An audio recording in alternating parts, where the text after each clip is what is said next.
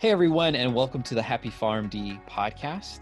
I'm Alex Barker. I'm your host, founder of the program, and I've got a very exciting podcast today because we're going to be talking about entrepreneurship.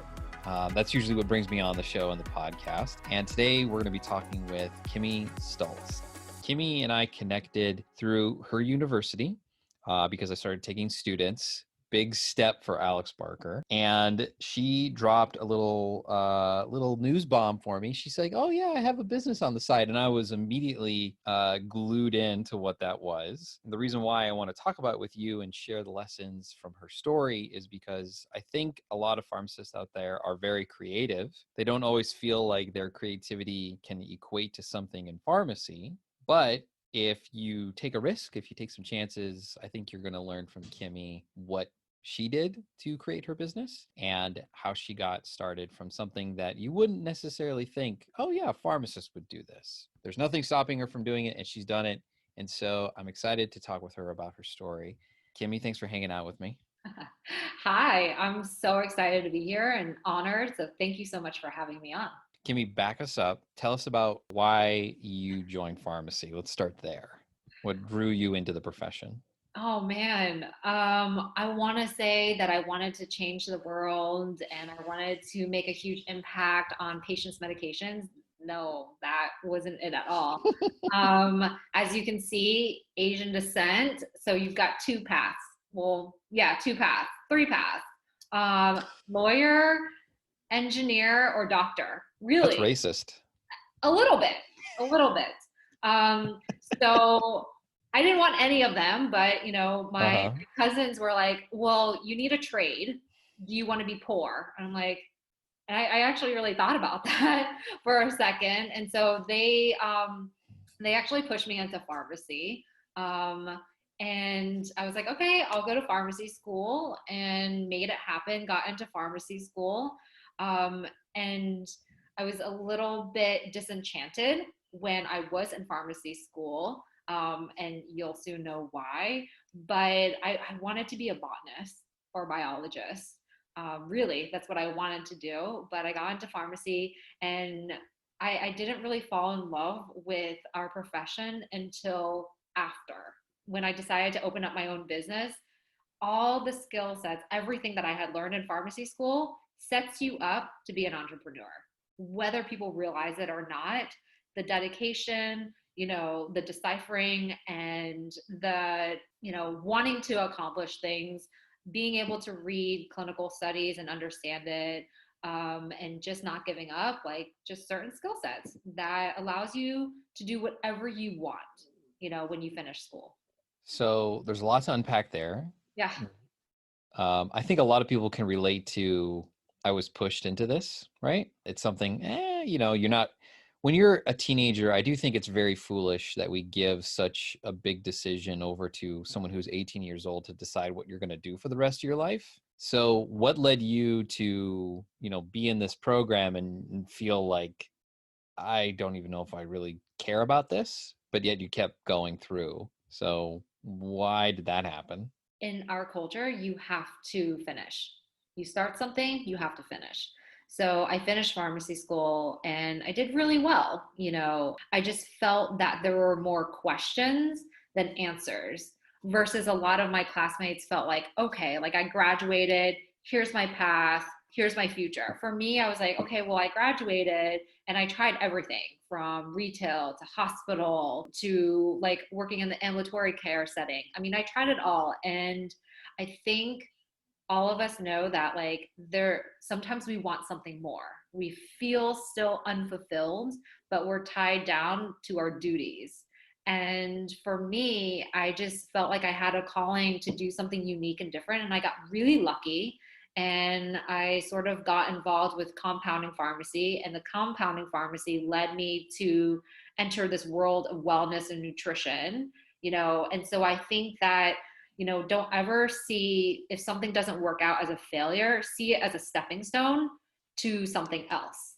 I don't want to get too deep into like literature, but there's an interesting effect that happens with students called the cooling out effect, where people, they don't reach their initial goal, say like I want to become a doctor, right? That's a very common career step for pharmacy students, but Mhm. for whatever reason, they don't achieve that goal. And so they end up becoming pharmacists, and they will restructure the decisions and events in the past that have happened to redefine their future moving into, the pharmacy career path. So you graduated, you get into the field, you start practicing, and it sounds like you jumped around quite a bit into different experiences. Did you find that jumping around kind of made you, I wouldn't say unfulfilled, but just like, this isn't it, or this wasn't my match? Is that kind of why you kept jumping? Yeah, I mean, and listen, I still sometimes feel like I don't know what I'm doing. To be very Yeah, honest, I'm same like, here. oh, I'm just gonna be a lifelong learner. But yes, I just kept jumping around because I'm like, okay, well, that's not the right fit for me, and that's not the right fit for me. And for me, and I know we kind of talked about it before, but like, I want to wake up every morning and be excited about what I'm doing. And I think that's important because that's when your best self comes through. That's when like your magic comes out and you really, really get to like show the world, all the amazing things that you can do. So, but along the way, with all the different experiences that I got, I learned something from each experience, so don't ever see it as a failure. See it as like these lessons and like, okay, like I learned that, like that's going to go, in the back of my pocket and I can use that skill set later on. So that's how I saw it. So even though all my friends were like, oh, you're such a gypsy and, what, yeah, you're such a gypsy. Why don't you settle down? And, this Wow. company is paying you a lot of money to work for them. Like, come on. But it's like, there's something innately in all of us when we know this is what we're supposed to be doing. And for me, I didn't feel that way. So you get a lot of experience in the pharmacy field, and you eventually kind of settle on wellness, which admittedly is something that we're seeing a lot more pharmacists get into. And I think appropriately so, because there comes a certain point where every pharmacist realizes these medications aren't really helping people. There's got to be some better solution that's out there. So walk us through from practice to the idea of what your business is today. So I'm not one of those like weirdos that's gonna go and hug a tree. Well, I might go hug a tree. Oh, I mean, but I'm If very much you're a weirdo, that's it. Don't worry. Don't worry, because I'm a weirdo too. I've hugged a tree or two. I'm very much grounded. But yeah, so I met a lot of, when I was in the compounding world, I met a lot of integrative physicians out in California. And we're talking about back in 2008. So before wellness was really a thing. So I met a lot of integrative physicians out in California, and they were asking us to compound all kinds of things, all kinds of different cocktails and concoctions. And I'm like, all right, like I've never seen this before. This wasn't taught in pharmacy school. What are you using this for? And so it really opened up this whole new world for me, about integrative medicine and about how nutrition is such a big part of healing, right? And we're not taught about this in school. We talk about lifestyle modification. We talk about the Mediterranean diet, but do we really dig into it when we were in pharmacy school? And if you remember back in pharmacy school, it's the first thing we're supposed to recommend to our patients: 6 months of lifestyle modification. What does that mean when you say that to a patient? They have no idea. They think that maybe like, oh, well, I ate a bag of chips and potatoes are healthy for you, so I'm eating something healthy, right? So we don't define it. We don't clearly define it. So like working with these physicians and seeing patients diagnosed with these lifestyle chronic diseases reverse their health issues, and their lipid levels are normalized. Their blood pressure, is back to normal without any medications, or just on a minimal amount of medication, is so like, that was that spark. Like then that moment at that time, I'm like, wow, like this is really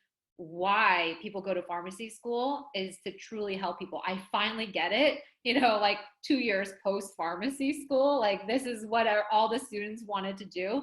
But this was, we're all trying to get to the same outcome. The way I'm doing it is just through a different set of lenses. That's all it is, and less collateral damage, of course. That was really what excited me. And all of a sudden, all the skill sets, all the things I had learned from jumping from job to job and buying pharmacy school allowed me to use that skill set to apply to really decipher all this information about nutrition out there. So that's what really led me to kind of sort of where I am. And along the way, being sassy, of course. Yeah, I mean, this is my favorite story, and I kind of want to share it if it's okay with you. I was at an integrative anti-aging conference, and I was working at the compounding pharmacy at the time, and I was working for a physician. And I go up to a booth, and this booth is Life Extension Foundation. I don't know if you've heard of them or not. They're a big supplement company that does a lot of research. They're more known internationally. And so I'm looking at the product that they're pushing, and in my big mouth, I'm like, oh, well, this is really great that you're pushing all these like supplements and these nutrients, but did you know that medications deplete a lot of key nutrients, and you should be having a pharmacist here talk about that. You could probably sell more supplements. And the guy standing next to me was like, wow, like, and remember guys, this is like 2009. And he's like, that's a really good idea. We've never thought about a pharmacist being involved in a nutraceutical company. And he's like, you should give us a call, an interview. And I'm like, looking at him like, and who are you? And come to find out, he was the founder and CEO of Life Extension Foundation. And fast forward, I interviewed, and they're like, we don't know what we're going to do with you, but we want you on your team. And so I created a position in this company and became a wellness educator and coordinator for them using my background as a pharmacist. Did you have any education on the subject or any requirements or any certifications? All right. So here's the truth, everyone. No, I absolutely did not. And that saying, like, I hate the saying, but like, fake it until you make it. You know what? Confidence and knowing, like, listen, we are all smart enough as pharmacists to gather the data, to decipher the information. So the little that I did know, that was enough to get into the door, and they provided the rest of the training for me, which was amazing. Yeah, we could probably have a whole discussion just about that point, that for whatever reason, we are a doctrinal profession that doesn't seem satisfied with the doctorate. I'm unaware of this if it's the case, but people who have PhDs do not all of a sudden feel the need to get 5 certifications to add to their name. They're a PhD, they're an expert in a field. We are experts, and yet I get so frustrated by it because I talk to so many pharmacists who feel like, oh, I'm not qualified enough, or I think I need this training provided by this organization. It's the same story with like the informatics boom that's been happening now, and the PGY3 that was created recently for informatics. Oh, I didn't know that. Yeah, well, it's evidence of our entire professions wide, it feels like imposter syndrome. Yes. Feeling like, oh, we need more training to be able to deliver these results. You didn't have a single lick of training, and they hired you and they paid you a full-time salary with benefits, I'm assuming. Let's play devil's advocate, Kimmi. They could have hired someone smarter, more professional, Absolutely. with certifications, but they didn't because you just took a risk. So now you got me all sassy. Don't you feel like we're I just feel like our profession, I don't want to blanket statement it, but we're so risk adverse, Oh yeah. Have you Yeah. ever, like, and I give this analogy all the time. So when you walk into a retail pharmacy setting and you have patients standing in line, and they're asking like, oh, how much vitamin D should I take? Or like, do you think zinc is good for the immune system? They don't know how to answer. But you go to your grocery store, and the person putting up cans of jar food or whatever on top is like, oh yeah, take this dose of vitamin D, take some zinc and some Z, like they're just going on and on. And the pharmacist with all of this education, all this knowledge is like, well, I gotta pull up my randomized placebo-controlled studies, Right. and let me get I could back be to you. wrong. I could Right. be wrong, and I don't want to be wrong. You've lost this opportunity to connect with that patient. You've lost this opportunity to showcase what our profession can do, and that we're not just pill pushers, right? I hate to say that, I'm sorry, but like, there is research, out from these huge pharmacy organizations that tell us that the general public still doesn't know what a pharmacist does. We're Oh yeah. 2020. It's 2020. This, like I've been out of school for a really long time, and it's still the same story. So why aren't we engaging with the public and just showing them like how awesome we are? Let's go back to your entrepreneur journey. You took a risk, you took this job, and you're learning all this information. Walk us through how you came up with the idea for the culinary part of what you have. I believe it's called Juicery RX or Juice. Yeah. Okay, I was gonna pick a different name, but my business partner, it was gonna be apothecary something. My business partner, I shouldn't have listened to him, couldn't pronounce the word apothecary. I should have known that was a sign. And It so we went is, with well, Juicery. yeah, that's easier to spell, right? I mean, the word apothecary, that was buried 50 years ago, Yeah. so I can understand the name. That's So walk us through, how did you come up with the idea for this? And actually, let's just explain, what is Juicery RX? okay.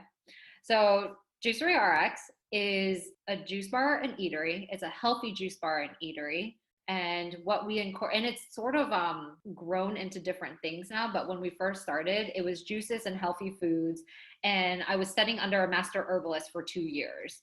Not another certification. I actually really wanted to, understand more about herbs and like that whole world. So I studied under a master herbalist for 2 years. So I incorporated herbal products, tinctures, tonics into the juice bar. So when someone walks through our juicery and eatery, we wanted to create that old school feeling of an apothecary. So you walk in, if you're not feeling well, if you're feeling sick, you tell us your symptoms and we put together a concoction for you and we make recommendations of what's on our menu that they can eat to support their symptoms. Pretty much what it is. Did zero marketing. It was all word of mouth, and we grew our first location just from word of mouth, because guess what? People stopped going to their local retail pharmacy and coming in to see me instead and being like, hey, like I have a cold, like what can you put together for me? So we're using ingredients like elderberry, astragalus, a bunch of, different herbs, infusing it into their juices, incorporating foods that are nutrient dense, and they got better in a few days without taking anything else. So inspiring. Wow. Yeah. So that obviously was a huge risk, Yes. because what you're suggesting your business is it's not a restaurant, it is not a pharmacy, it isn't a supplement store. But it has So components of all those. right, it has components, and that's great, but I got to imagine pitching this to a bank to invest in your business probably was difficult. Oh yeah, no. I cashed out my 401k. Yeah. Kimmy, Yeah. oh, I'm so Did proud it. of you. I was My like, you know what? gosh. If I lose all this money, I'll make it back. I'll go back to the retail setting and I'll work my 9 to 5 or whatever hours it is now and make the money Wow. back. Right? I'm Wow, like, wow, wow. I gotta just go for this. So I cash out my 401k, all my savings, everything, and I put it into like this crazy idea. Okay, so that takes balls, more balls than I have. Let's back up. In pharmacy school, did you just think that you didn't really belong? Oh, absolutely. I was such an outcast. People just, they thought I was unmotivated, uninspired, and I just didn't care to be like, no, It like sounds like me. they literally thought, they're like, oh my gosh, you're gonna amount to absolutely nothing. That's so interesting, because that was my impression. I felt like there was something wrong with me because I just didn't care about what everyone else seemed to care about. And I also was a little bit scared that everyone else knew more about pharmacotherapy than what I knew. But it was just because of my attitude. So you've been a misfit this entire time. It makes sense now that you did this. When did you launch this business? 4 years ago. It's been 4 4 years. years ago. Did you were you working full time as you launched it? No, so I mean, I know we didn't finish it, but I was working for Life Extension for a while, for almost 5 years. And I remember sitting in my office at Life Extension and thinking to myself, like, I'm really happy and I'm getting paid really well. Like, why do I still have this feeling like I'm not doing enough, Mm. And I read this article. I was looking at Bon Appetit. That just shows you right there how in love I am with food. I was reading this article of Bon Appetit, and it was about culinary medicine. And it was like in that moment, I remember like running into my boss's office, right? Because I had clearly big balls, running into my boss's office. I was like, this is what I want to do. Like, I want to incorporate food. And I had been talking about it for like a while before that. But I was like, listen, like supplements are great, don't get me wrong, but like it's not the full story. And I was like, listen, like we have to combine food with supplements. Okay, food first and supplements, what the word means. And I'm like, we're missing this huge opportunity to really, really make a big impact by changing how people eat and what they eat, and then like at some point, like, the company wanted to focus on what they wanted to keep doing, which is Yep. totally fine. And they've done amazing things to help people. It was at that moment, like it lit a fire and it wasn't going anywhere. And I'm like, I have to do this. And it was literally 4 years later, after I had read that article, maybe even less, that I was like, all right, like I got to do this. And what pushed me was actually getting diagnosed with an autoimmune condition. That's what pushed me. It made me really take a step back and reflect about about my life. Like, what am I doing? I was working so much, I was traveling so much, it was making me really sick. And then, I made the move to sort of just take time off. I spent a year torturing my husband because I was crazy OCD about my diet, trying to figure out how to modulate and change my lab values through food. And it worked, Alex. Like my antibodies because I got diagnosed with Hashimoto's, my antibody levels went from 250 to like 20, just changing my diet. And if you look at the literature, they say like you can't do anything with autoimmune. Once you have it, you have it. You can't make it go into remission. I don't want to use the word reverse because it's never going to be reverse, but you can, bring down the inflammatory markers and go into remission. And that's what I did from food.